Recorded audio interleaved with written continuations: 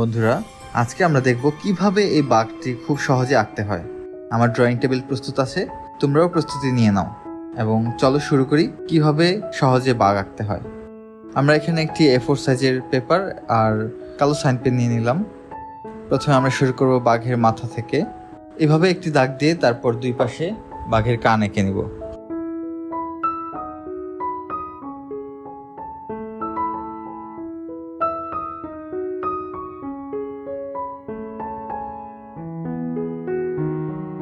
কান আঁকা হয়ে গেলে এবার দুই পাশে এরকম অনেকটা কেশরের মতো এঁকে নিচ্ছি।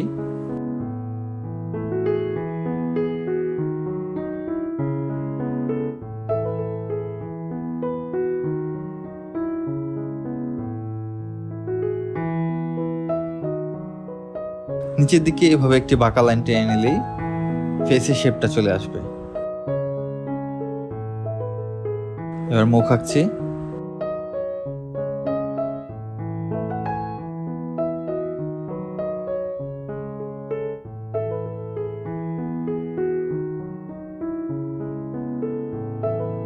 ব্যাস, বাঘের নাকও হয়ে গেল।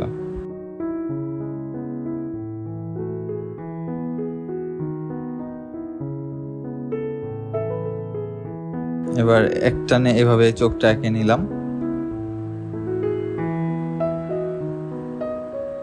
এই পাশেও সেম। কি খুব কঠিন মনে হচ্ছে? QW আর্ট চ্যানেলে আমি দেখানোর চেষ্টা করি কিভাবে খুব সহজে ছবি আঁকতে হয়। সহজে বাংলা ভাষায় ছবি আঁকা শিখতে চাইলে সাবস্ক্রাইব করে রাখতে পারো।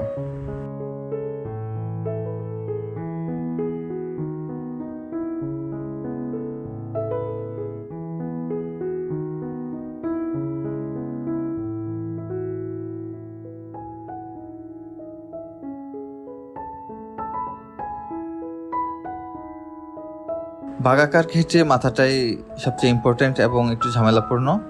এটা এঁকে ফেলতে পারলে আর বাকিটা খুব কঠিন কিছু না, একবার দেখলেই হয়তো পেরে যাবে।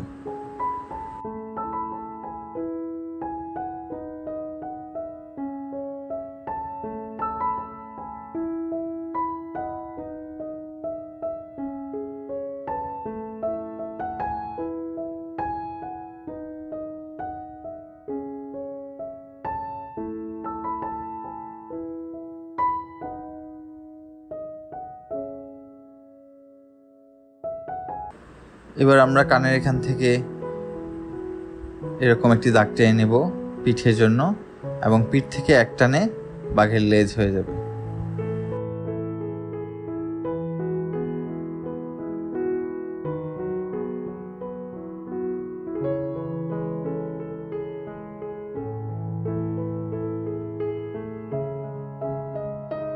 এবার আমরা পিছনে পা এঁকে নিচ্ছি।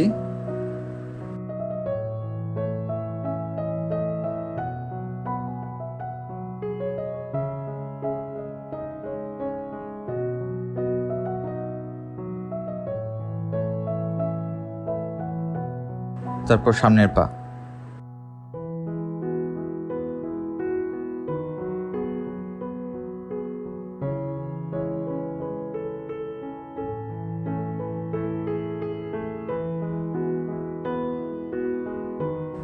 একইভাবে এনে এবার আঙুলের জায়গাটি এঁকে নেব।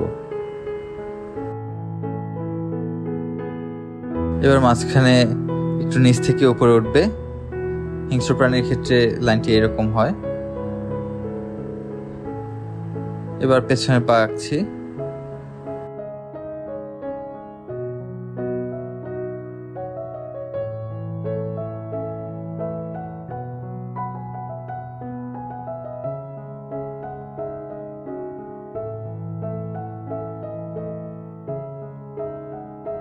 এবং সবার শেষটি হয়ে গেল। বাঘ আঁকা অলমোস্ট ডান। এবার হচ্ছে এর ডোরা কাটা দাগ আঁকার পালা। এটি দেখে অনেকে ভরকে যায় যে কিভাবে ডোরা কাটা দাগ দিব, কিন্তু এটি তেমন কোনো ঝামেলার নয়। আমার সাথে দেখলে খুব সহজে আঁকতে পারবে আশা করি।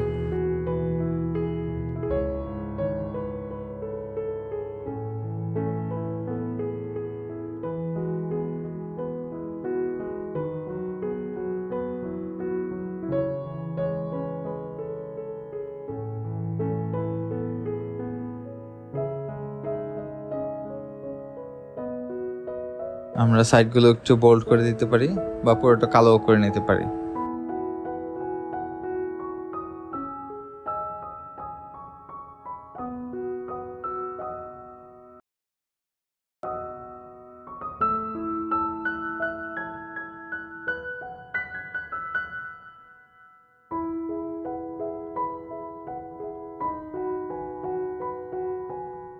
লেজের মধ্যে ডোরা কাটা দাগ দিয়ে নিলাম, এবার পিঠে দিয়ে নিব।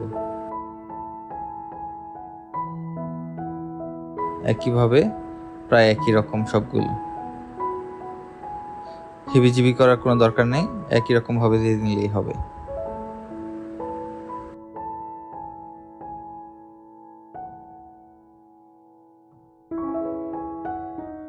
আমরা সাইডগুলো একটু বোল্ড করে দিতে পারি বা পুরোটা কালো করে নিতে পারি।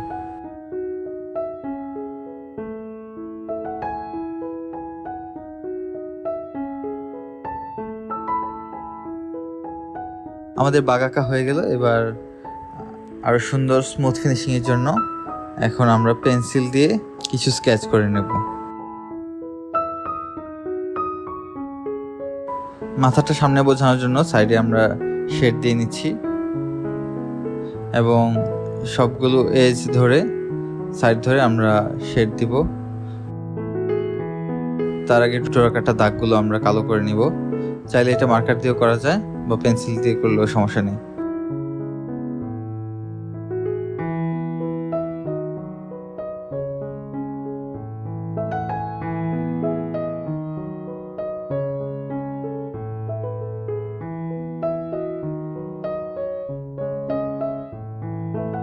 এরকম প্রয়োজনীয় জায়গাগুলো কালো করে নিচ্ছি আর সাইডগুলো শেড দিয়ে নিচ্ছি।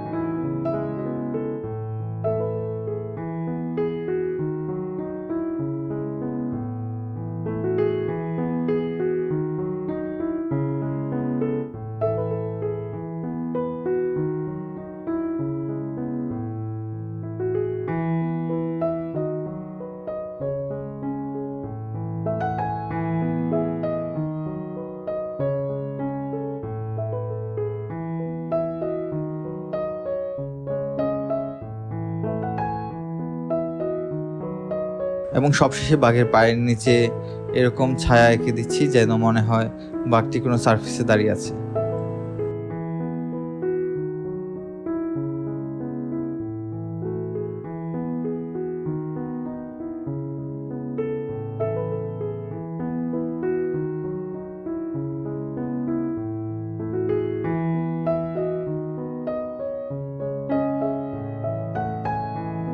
এবার ভালো ফিনিশিং এর জন্য আমরা একটি কাপড়ের টুকরো অথবা টিস্যু পেপার নিয়ে ব্লেন্ড করে দিব।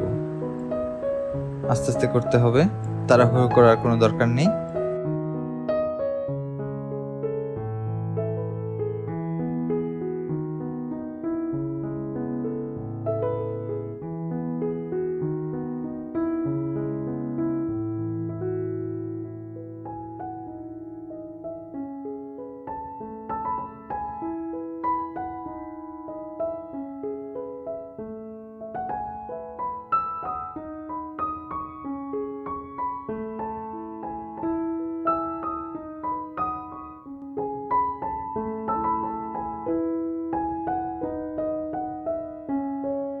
QWER চ্যানেলে আমি চেষ্টা করি কিভাবে খুব সহজে ছবি আঁকতে হয় তা দেখানোর জন্য। তোমরা যদি খুব সহজে ড্রয়িং আঁকা শিখতে চাও বাংলা ভাষায় তাহলে সাবস্ক্রাইব করে নিতে পারো।